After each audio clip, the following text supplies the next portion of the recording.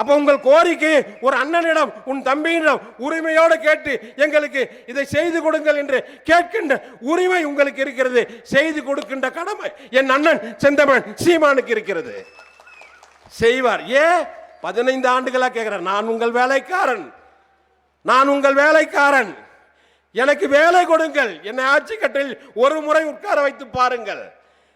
உங்கள் வாழ்வாதாரத்தை நான் மாற்றிக் கொடுக்கிறேன். ஒரு ஓட்டை போட்டுவிட்டு நீங்கள் போய் படுத்து தூங்குங்கள்.